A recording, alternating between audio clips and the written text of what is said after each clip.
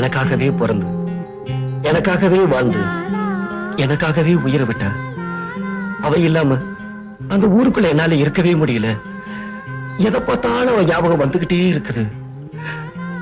ஒரு டம்ளர் தண்ணி இல்லாதனால அவ செத்தா.